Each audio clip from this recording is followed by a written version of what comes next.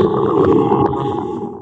दोस्तों, आज के वीडियो में मैं आपको रानी जी के साथ में घटी एक सच्ची घटना सुनाने जा रहा हूँ, जो सुनने में बहुत ही ज़्यादा मज़ेदार है और बहुत ही ज़्यादा रहस्यों से भरी हुई भी है।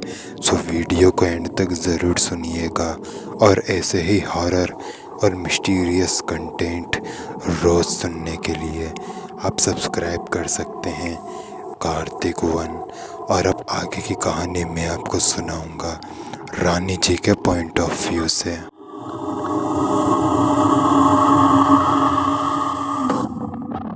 मेरा नाम रानी है। ये घटना मेरे साथ 5 साल पहले 2018 में मेरे साथ घटी थी।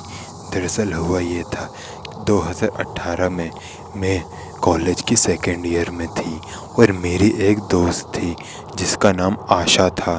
उसकी शादी थी, मैं उसकी शादी अटेंड करने गई हुई थी और शादी अटेंड करने के बाद जब मैं वापस लौट रही थी तब मेरे साथ ये रहस्यमयी घटना घटी। दरअसल हुआ ये कि वो महीना था दिसंबर का।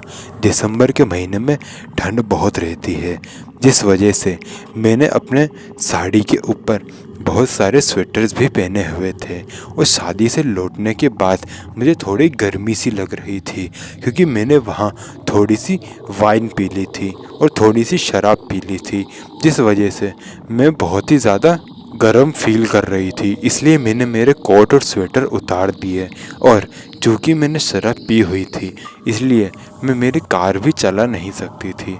इसलिए मैंने मेरे दोस्त को कहा कि तुम मुझे मेरे घर तक छोड़ दो। इसलिए मेरा दोस्त मुझे मेरे घर तक छोड़ने के लिए आया। मेरे दोस्त का नाम अजय था।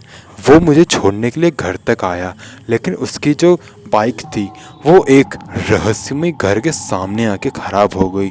वो घर दिखने में बहुत ही ज़्यादा अजीब सा था, लेकिन जब बाइक ख़राब हुई तो मैंने अजय को कहा कि अजय तुम यहाँ से वापस चले जाओ, क्योंकि मेरा घर ज़्यादा दूर नहीं था।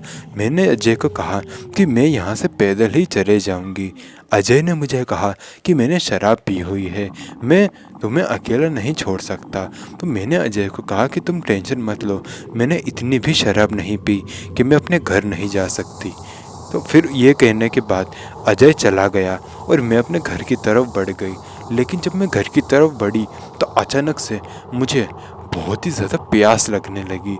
मुझे ऐसा लगने लगा कि अगर मैंने अभी के अभी पानी नहीं पिया तो मैं पानी से यही तड़प तड़प के मर जाऊंगी। पहले मुझे प्यास नहीं लग रही थी, लेकिन अब इतनी ज़्यादा प्यास लग रही थी कि बस मत ही पूछो। आसपास कोई और दूसरा घर नहीं था। मुझे मेरे सामने वही रहस्यमयी और अजीब सा घर दिखाई दे रहा था। वो घर एक बंगले जैसा था, ऊपर से उसकी एक चोटी निकली हुई थी। ना चाहते हुए भी मुझे उस घर के दरवाजे के पास जाना पड़ा।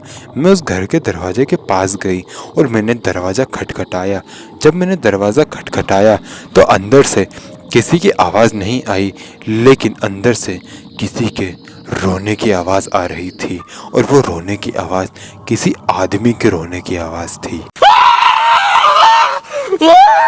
ये आवाज़ जैसे ही मैंने सुनी तो मैं थोड़ी चौकन्ना हो गई।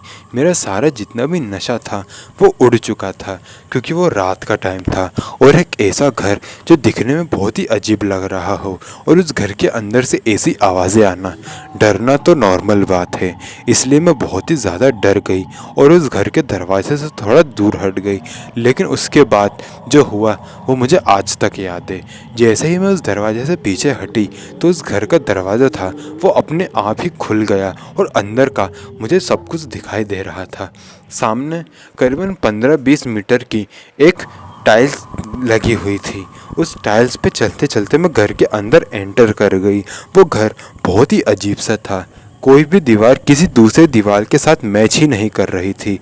मतलब मेरे कहने का ये मतलब है कि वहाँ की एक दीवार तो नीली थी और दूसरी दीवार पीली थी और तीसरी लाल थी, जिस वजह से मैं बहुत ही ज़्यादा घबरा गई थी।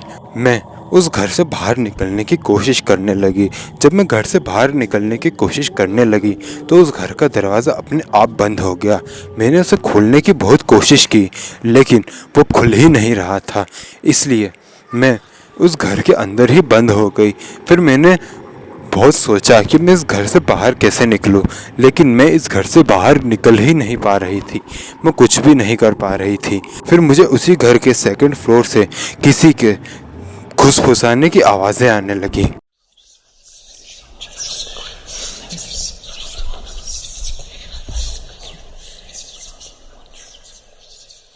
जब मुझे उस घर के सेकंड फ्लोर से किसी के फुसफुसाने की आवाज़ें आने लगी तो मैं ऊपर गई। मैं पहले ही बहुत ही ज़्यादा डरी हुई थी, इसलिए मैं अपने छोटे छोटे कदम लेके ऊपर जा रही थी। जब मैं ऊपर गई तो वहाँ जाकर मैंने देखा कि वहाँ एक लड़की की लाश पड़ी हुई थी। ये देखकर मैं इतनी ज़्यादा डर गई कि मैं भागते हुए नीचे आ गई। और जब मैं नीचे आई तो मैंने देखा कि उस घर का दरवाज़ा खुला हुआ था। मैं उस घर के दरवाजे से बाहर निकल गई और बाहर चले गई, और उसके बाद जैसे तैसे करके मैं मेरे घर पहुंची। घर पहुंचने के बाद मैंने सारी घटना अपने मम्मी को बताई। उन्होंने मुझे बताया कि शायद मैंने शराब पी रखी है, इसलिए मुझे कुछ वहम हुआ होगा। मैंने उन्हें पूरी बात अच्छे से समझाई थी, लेकिन उन्होंने मेरी बात पर यकीन ही नहीं किया। मैं मम्मी को उस घर वाली जगह पर भी लेके गई, लेकिन अब वो पूरा का पूरा घर ही वहाँ से गायब हो गया था। वो घर मानो ऐसे गायब हुआ कि वो घर यहाँ था ही नहीं। ये घटना मुझे आज तक याद है और मैं अच्छे से जानती हूँ कि वो मेरा कोई वहम नहीं था। मैंने सच में किसी घर को देखा था जिसमें मेरे साथ ऐसी घटनाएं घटी।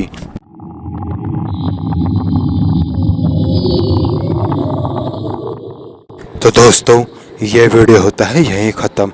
आशा करूँगा वीडियो पसंद आई होगी। मिलते हैं नेक्स्ट वीडियो में। तब तक के लिए जय हिंद, जय भारत।